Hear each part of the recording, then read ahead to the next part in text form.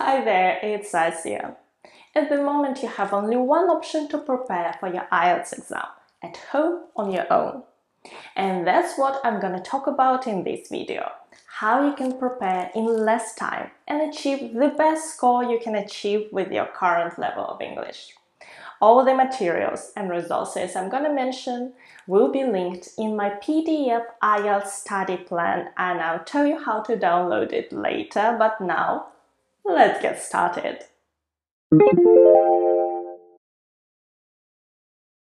The quickest way to find out what the IELTS exam is about is to take an official practice test. You should take official tests because only those are exactly like real exams. And some of the tests you can find in the internet or on YouTube are simply incorrect, and they will confuse you rather than help you. So 2 official practice tests are available for free. They are linked in my study guide. If you feel you need more, you can buy a book like this, Cambridge IELTS Academic number 14. That's the latest book for now. You can get a general training book. It looks the same way, and each book contains 4 tests. If you get number 12 or 13, those are fine too, and number 15 will be published in June 2020. Once you've taken the practice test, it's time to find out how the exam is assessed. IELTS listening and reading are marked by computer. You simply get 1 point for each correct answer, and depending on how many questions you answer correctly, you get a certain score according to this table. So if you take the official practice test, you know exactly what score you're gonna get in listening or reading. And I know that many people concentrate on those 2 sections because they take a practice test, they see every mistake they've made, and they think those 2 sections are the hardest. But if we look at the statistics, we see a different picture. Actually, the lowest section in IELTS is IELTS writing, and the second lowest is IELTS speaking. And that's where it's much harder to assess yourself. So those 2 sections are marked by human examiners. And they assess you on 4 criteria in IELTS writing and 4 criteria in IELTS speaking. And they use IELTS band descriptors. Those documents list requirements for each criterion and each band score. You can download public versions of IELTS band descriptors and study them.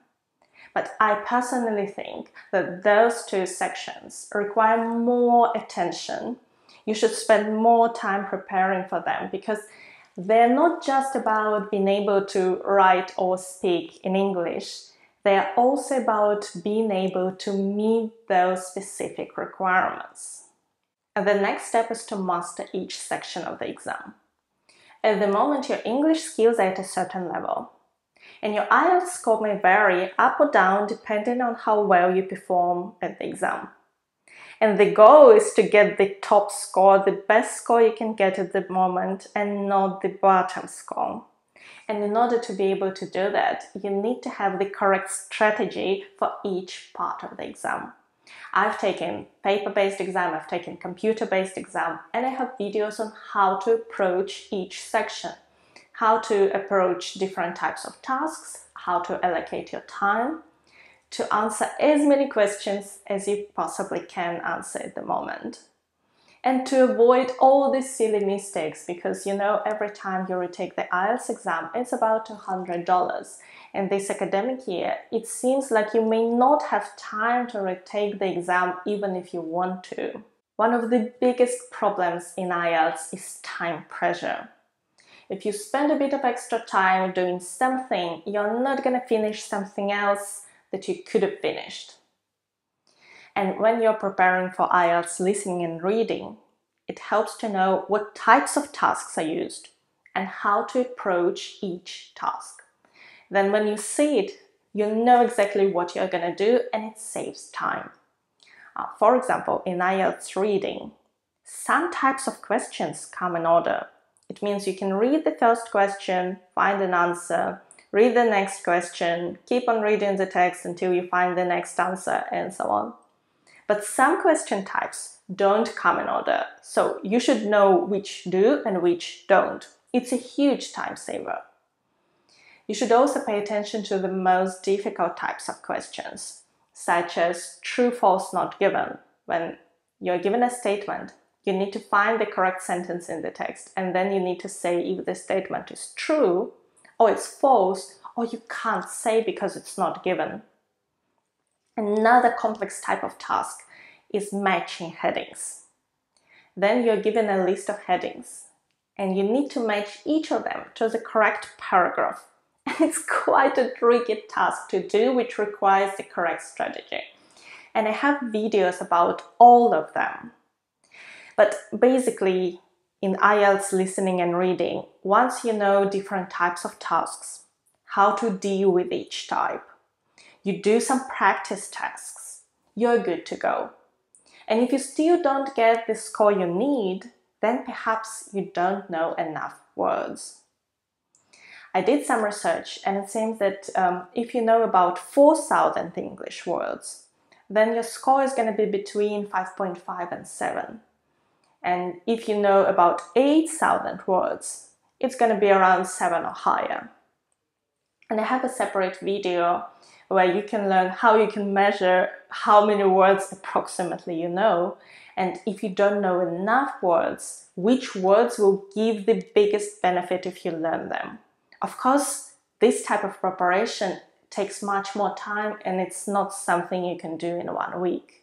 As we discussed before, most people get their lowest score in IELTS writing, and that's where preparation matters most and actually gives best results. In IELTS writing, you're expected to answer 2 tasks in 60 minutes and write more than 150 words in task 1, more than 250 words in task 2, and that's already a challenge. But if you just write something, your score is going to be terrible.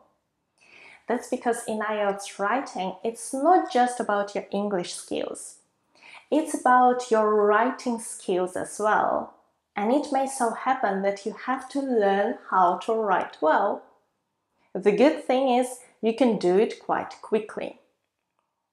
So IELTS examiners expect that you're going to fully answer the question and you're going to provide well-structured, coherent answer. So you need to find out what you're expected to do.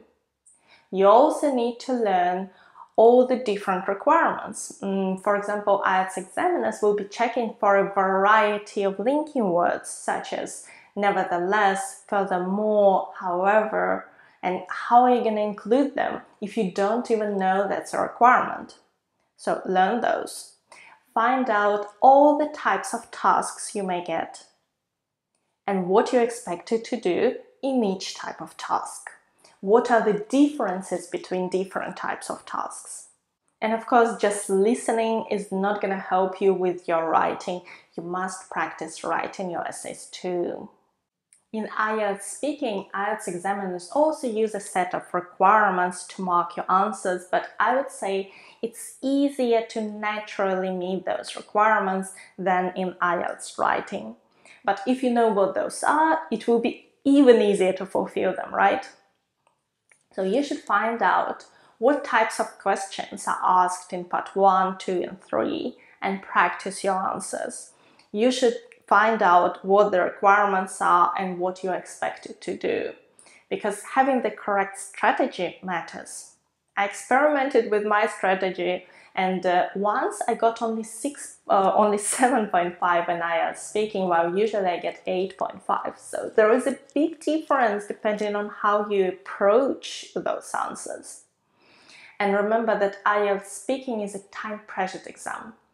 If you practice at home, reading from the list of questions, it's one thing. When the examiner keeps on asking you questions and you must quickly answer the next question, switch, and so on, it's much more challenging. So you should practice timing yourself to find out how long your answers should be and how much time you actually have, particularly in part 2. And at the moment, I'm finishing work on my brand new IELTS speaking course that will contain all the information you need. And I already have similar courses for IELTS writing. I'm going to link them in the description below. And those courses provide you with all the information you need for your preparation so you could get started as quickly as possible. But of course, if you're ready to invest your time, you can prepare without courses. You don't have to buy anything to pass your exam.